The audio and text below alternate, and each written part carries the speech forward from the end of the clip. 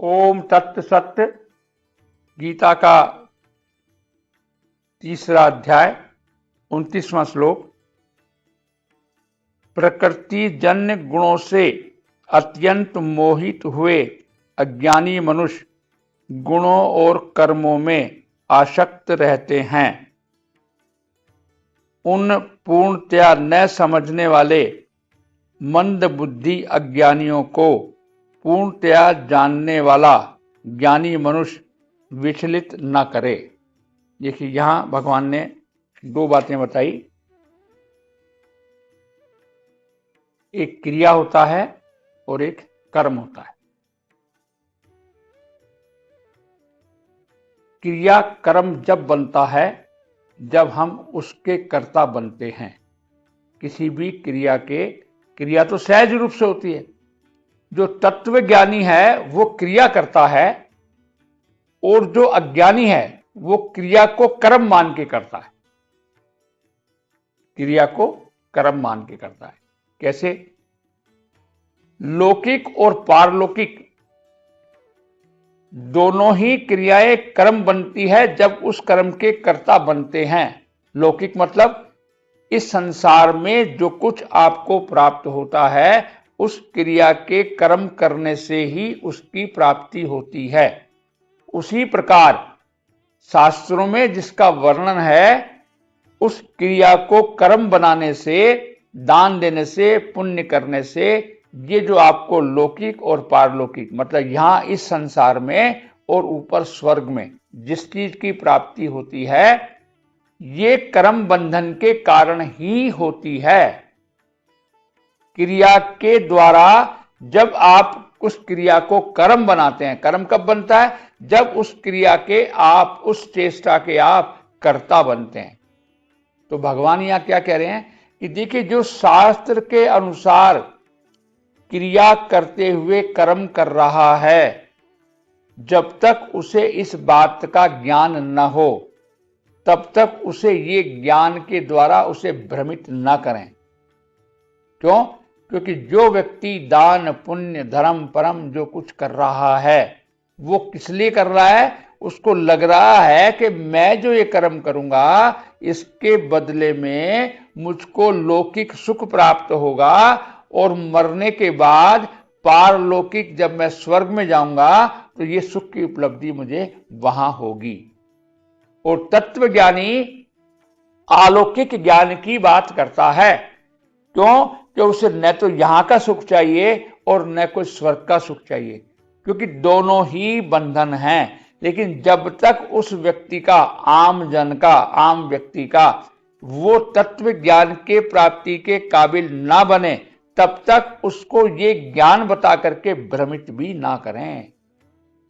मतलब जो संसार में छोटी मोटी कर्म करके, क्रिया करके जो कर्म कर रहा है, दान दे रहा है, पुण्य कर रहा है, यज्ञ कर रहा है, जो कुछ क्रियाएं कर रहा है, भगवान ने उसको बोला तो अज्ञानी है। क्यों अज्ञानी बोला है?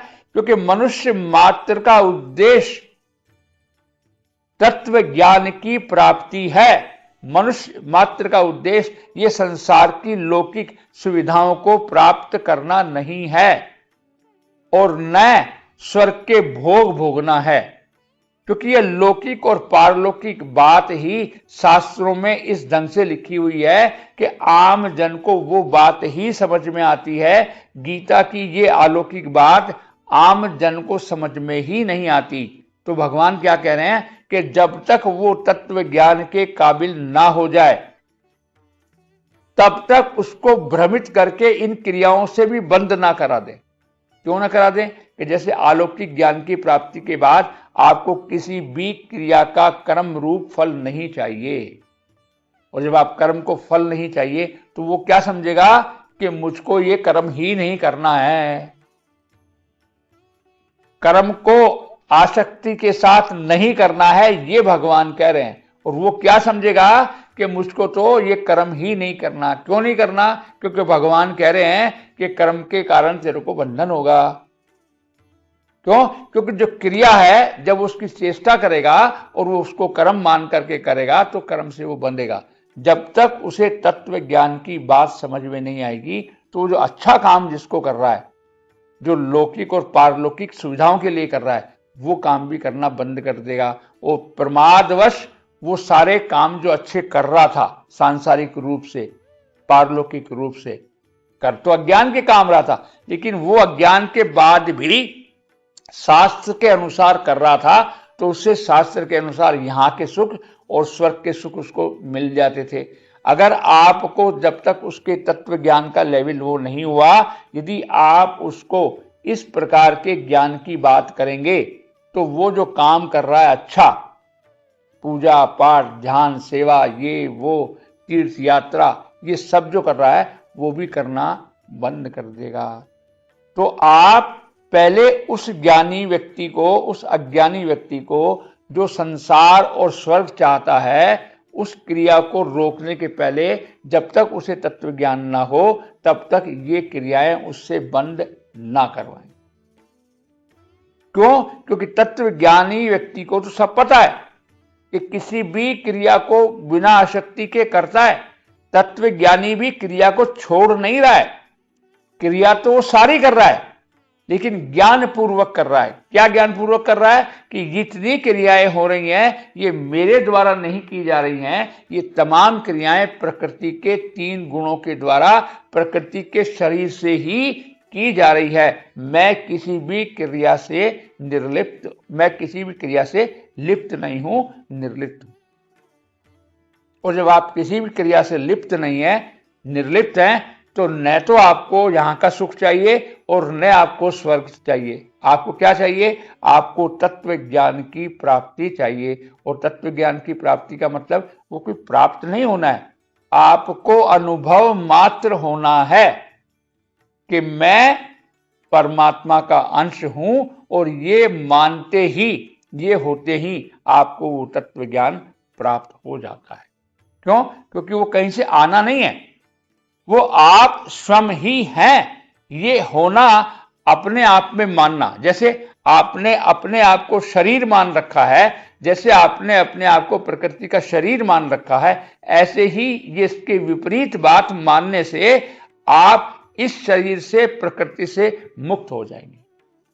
यही तमाम हमारे शास्त्रों का मूल उद्देश्य है, यही सब योग की यात्राओं का मूल उद्देश्य है। जितने भी सनातन धर्म के शास्त्र हैं, जितने भी सनातन धर्म की विद्याएं हैं, जितने भी संसार के सनातन धर्म के योग हैं, उन सब का एक ही उद्देश्य है कि किसी प्रकार आप जो हैं, आपका इस बात का आपको पता चल जाए, अनुभव हो जाए कि मैं परमात्मा का अंश हूं।